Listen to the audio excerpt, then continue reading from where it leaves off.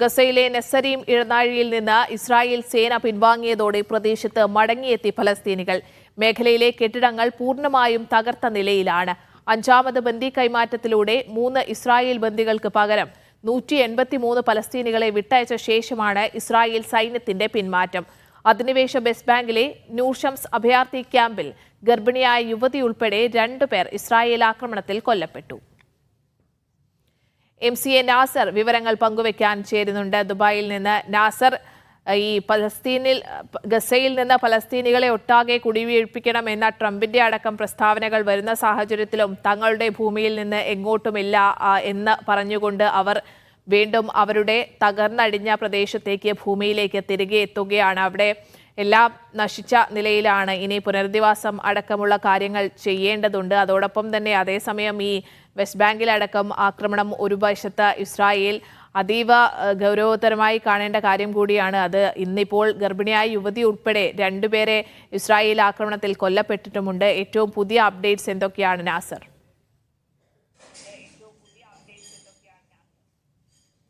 ഏതാണ്ട് 15 മാസത്തിലേറെ നീണ്ട ഏറ്റവും ശക്തമായിട്ടുള്ള ആക്രമണ പരമ്പരകൾക്കൊടുവിലാണ് നെത്സറീം കോറിഡോറിൽ നിന്ന് ഇസ്രായേൽ സൈനിക പിന്മാറ്റം ഇന്ന് പൂർണ്ണമായിരിക്കുന്നത്. കാരണം ഹമാസുമായി രൂപപ്പെടുത്തിയിരിക്കുന്ന കരാറിന്റെ ഭാഗമായിട്ട് ഇന്നത്തെ ദിവസമായിരുന്നു ഈ പിന്മാറ്റം ഉണ്ടായിരുന്നത്. അത് പൂർണ്ണമായ അർത്ഥത്തിൽ നടപ്പാക്കി എന്നാണ് അല്പം മുമ്പ് ഇസ്രായേൽ സൈനിക നേതൃത്വം ഔദ്യോഗികമായി തന്നെ വെളിപ്പെടുത്തിയിരിക്കുന്നത്. ഇതിന്റെ ഭാഗമായി കൊണ്ടാണ് ആ കോറിഡോറിലൂടെ ഒരുപാട് ജനങ്ങൾ, ഫലസ്തീനികൾ, സ്ത്രീകളും കുട്ടികളും വൃദ്ധരും ഉൾപ്പെടെ വലിയ തോതിലുള്ള ജനങ്ങളാണ് തങ്ങളുടെ തകർന്നടിഞ്ഞ വാസസ്ഥലങ്ങളിലേക്ക് തിരിച്ചെത്തിയിരിക്കുന്നത്. കാരണം അവിടുത്തെ അവസ്ഥകൾ വളരെയേറെ ഹൃദയഭേദകമാണെന്ന റിപ്പോർട്ടുകളാണ് പുറത്തു വരുന്നത്. കാരണം അത്രമാത്രം പൂർണ്ണമായിട്ടുള്ള നശീകരണമാണ് ആ പ്രദേശത്തുടനീളം ഇസ്രായേൽ സേന നടത്തിയിരിക്കുന്നത്. എങ്കിൽ പോലും തങ്ങളുടെ മണ്ണ് വിട്ട് തങ്ങൾ എങ്ങോട്ടുമില്ല എന്ന ശക്തമായിട്ടുള്ള ഒരു പ്രഖ്യാപനമാണ് അവിടെ നടത്തുന്നത്. കാരണം ഇന്നലെ തന്നെ ഗസ അതോറിറ്റി വ്യക്തമാക്കിയത് ഏതാണ്ട് ഈ തകർന്നടിഞ്ഞ കെട്ടിടങ്ങൾക്കടിയിലായി ഏറ്റവും ചുരുങ്ങിയത് 12,000 മൃതദേഹങ്ങൾ കുടുങ്ങിക്കിടക്കുന്നുണ്ട്. വലിയ യന്ത്രസാമഗ്രികൾ കൊണ്ടുവന്നെങ്കിൽ മാത്രമേ ഈ മൃതദേഹങ്ങൾ അവിടെ നിന്ന് മാറ്റാൻ സാധിക്കുകയുള്ളൂ. അങ്ങനെ ഈ പൂർണ്ണമായിട്ടുള്ള ഈ അവശിഷ്ടങ്ങൾ നീക്കം ചെയ്യാനുള്ള കാര്യമായിട്ടുള്ള നടപടികളൊന്നും ഉണ്ടായിട്ടില്ല. അതോടൊപ്പം തന്നെയാണ് ഏറ്റവും ചുരുങ്ങിയത് 20,000 താൽക്കാലിക ടെന്റുകളെങ്കിലും ഈ വടക്കൻ ഗസയിലേക്ക് തിരിച്ചെത്തിയ മനുഷ്യർക്ക് വേണ്ടതുണ്ട്. അതിനും ആ അർത്ഥത്തിലുള്ള നീക്കങ്ങൾ ശക്തമായ രീതിയിൽ ഇനിയും മുന്നോട്ട് പോയിട്ടില്ല. കാരണം ഭക്ഷ്യവസ്തുക്കളും മറ്റും എത്തിക്കൊണ്ടിരിക്കുന്നുണ്ട് ഗസയിലേക്ക്. പക്ഷേ ഇനി വേണ്ടത്, ഏറ്റവും പ്രധാനമായിട്ട് വേണ്ടത് മരുന്നുൽപ്പന്നങ്ങളും അതോടൊപ്പം തന്നെ ഈ കൂറ്റൻ യന്ത്രസാമഗ്രികളും ഇന്ധനവും ഉൾപ്പെടെയുള്ള കാര്യങ്ങളാണ്. എങ്കിൽ മാത്രമേ ഏറ്റവും ചുരുങ്ങിയ പരിമിതമായിട്ടുള്ള സൗകര്യങ്ങളിലെങ്കിലും ഈ തിരിച്ചെത്തിയവർക്ക് താമസിക്കാൻ സാധിക്കുകയുള്ളൂ. എന്തായാലും ആദ്യഘട്ട വെടിനിർത്തലിന്റെ ഭാഗമായിട്ടുള്ള അഞ്ചാം ഘട്ടത്തിലുള്ള ബന്ദി കൈമാറ്റവും അതോടൊപ്പം തന്നെ തടവുകാരുടെ വിട്ടയക്കലുമാണ് ഇപ്പോൾ ഇന്നലെ പൂർത്തീകരിക്കപ്പെട്ടിരിക്കുന്നത്. 3 ബന്ദികൾക്ക് പകരമായി 153 തടവുകാരെ മോചിപ്പിച്ചിട്ടുണ്ട്. പക്ഷേ ഈ മോചിപ്പിച്ച തടവുകാരിൽ 7 പേരെ ചികിത്സയ്ക്കായിട്ട് ആശുപത്രിയിൽ പ്രവേശിപ്പിക്കേണ്ടി വന്നിരിക്കുകയാണ്. കാരണം അത്രയും ഭീകരമായിട്ടുള്ള മർദ്ദനമുറകളാണ് ഇസ്രായേൽ തടവറകളിൽ ഈ ഫലസ്തീൻ സമൂഹം, ഫലസ്തീനികൾ അനുഭവിക്കുന്നതെന്ന് ഈ വിട്ടയക്കപ്പെട്ട ആളുകളുടെ ശാരീരികാവസ്ഥകൾ തന്നെ ബോധ്യപ്പെടുത്തുന്നുണ്ട്. പക്ഷേ അതേസമയം തന്നെ ഇനിയുള്ള തുടർ നീക്കങ്ങൾ എന്നതാണ് ഏറ്റവും പ്രധാനം. ഇസ്രായേൽ സംഘം ഔദ്യോഗികമായി തന്നെ ചർച്ചയ്ക്ക് ഇന്ന് വെളുപ്പിന് ദോഹയിൽ എത്തിയിട്ടുണ്ട്. പക്ഷെ ചർച്ച മുന്നോട്ട് പോകണമെങ്കിൽ അവർക്ക് അതിനുള്ള അധികാരം നൽകേണ്ടതുണ്ട്. അത് നെതന്യാഹു ഇതുവരെ നൽകിയിട്ടില്ല. മിക്കവാറും നാളെയോ മറ്റന്നാളോ ഇസ്രായേലിന്റെ സുരക്ഷാ മന്ത്രിസഭ യോഗം ചേരും. കാരണം അമേരിക്കയിൽ നിന്ന് നെതന്യാഹു ഇസ്രായേലിൽ തിരിച്ചെത്തിയിട്ടുണ്ട്. അദ്ദേഹത്തിന്റെ അധ്യക്ഷതയിൽ നടക്കുന്ന യോഗമായിരിക്കും 2ഉം 3ഉം ഘട്ടങ്ങളിൽ സ്വീകരിക്കുന്നത് സംബന്ധിച്ച നടപടികൾ പ്രഖ്യാപിക്കുക. അതിനെ തുടർന്ന് മാത്രമായിരിക്കും ഈ ദോഹയിലെത്തിയ സംഘത്തിന് തുടർ ചർച്ചകൾ ഗൌരവപൂർണ്ണമായിട്ട് ഇടപെടാൻ സാധിക്കുകയുള്ളൂ. കാരണം ഈ 2ഉം 3ഉം ഘട്ടങ്ങളിലാണ് ഇസ്രായേൽ ഗസയുടെ പുനർനിർമ്മാണവും അതോടൊപ്പം തന്നെ സൈന്യത്തിന്റെ പൂർണ്ണമായിട്ടുള്ള പിന്മാറ്റവും വരുന്നത്.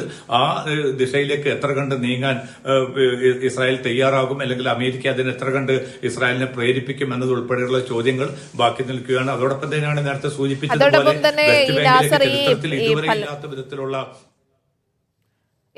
തുടരാം. വെസ്റ്റ് ബാങ്കുമായി ബന്ധപ്പെട്ട കാര്യങ്ങൾ തുടരാം.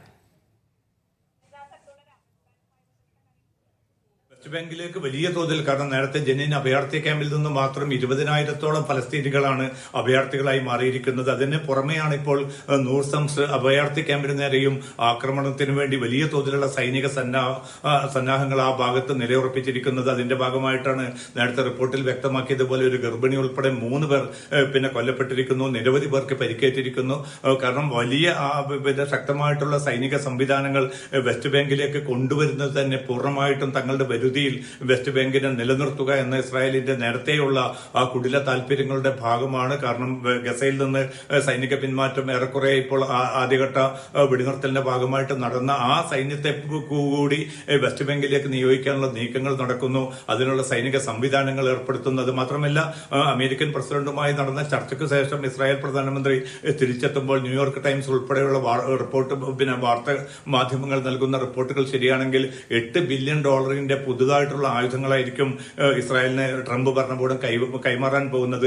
അതിന്റെ ഭാഗമായിട്ടുള്ള നടപടിക്രമങ്ങൾ US കോൺഗ്രസിനോട് എത്രയും പെട്ടെന്ന് നടത്തണമെന്ന നിർദ്ദേശമാണ് US സ്റ്റേറ്റ് വകുപ്പ് ആവശ്യപ്പെട്ടിരിക്കുന്നത്. അപ്പം വലിയ തോതിൽ കൂടുതൽ നശീകരണ ആയുധങ്ങൾ കൊണ്ടുവരികയും ഗസയിൽ മാത്രമല്ല വെസ്റ്റ് ബാങ്കിലേക്ക് കൂടി വ്യാപകമായിട്ടുള്ള ആക്രമണ പരമ്പരകൾ തുടരുകയും അങ്ങനെ ഫലസ്തീൻ സമൂഹത്തെ വംശഹത്യ എന്ന കൃത്യമായിട്ടുള്ള അജണ്ടയിലേക്കുള്ള കാര്യങ്ങളാണ് ഇപ്പോൾ നീങ്ങിക്കൊണ്ടിരിക്കുന്നത്. അതിനെതിരെ അന്തർദേശീയ സമൂഹം UN-ഉം അതോടൊപ്പം തന്നെ മറ്റു വൻശക്തി രാജ്യങ്ങളും ഒക്കെ ശക്തമായിട്ടുള്ള നിലപാട് സ്വീകരിച്ചിട്ടില്ലെങ്കിൽ ഗസയിലെ അതേ ദുരനുഭവങ്ങളിലേക്കും അതേ പീഡന മുറകളിലേക്കും തന്നെ ആയിരിക്കും ഇസ്രായേൽ സൈന്യത്തിന്റെ ഭാഗത്തു നിന്നുള്ള നീക്കത്തിലൂടെ പലസ്തീൻ ജനത തള്ളിമാറ്റപ്പെടുക. അതിനെ പ്രതിരോധിക്കാൻ ലോക തലത്തിൽ തന്നെ ലോകരാജ്യങ്ങൾ ശക്തമായിട്ടുള്ള സ്വരം ഉയർത്തണമെന്ന നിർദ്ദേശം കൂടിയാണ് ഹമാസ് ഉൾപ്പെടെയുള്ള പോരാളി സംഘടനകൾ ആവശ്യപ്പെട്ടിരിക്കുന്നത്. അതോടൊപ്പം തന്നെയാണ് ഈ ഇസ്രായേൽ സൈന്യത്തിനെതിരായിട്ടുള്ള ശക്തമായിട്ടുള്ള ചെറുത്തുനിൽപ്പുമായിട്ട് മുന്നോട്ട് പോകാനുള്ള നിർദ്ദേശമാണ് ഇസ്ലാമിക് ജിഹാദും അതോടൊപ്പം തന്നെ ഹമാസും തങ്ങളുടെ അണികൾക്ക്, ഫലസ്തീൻ പോരാളികൾക്ക് ഇപ്പോൾ നൽകിയിരിക്കുന്നത്.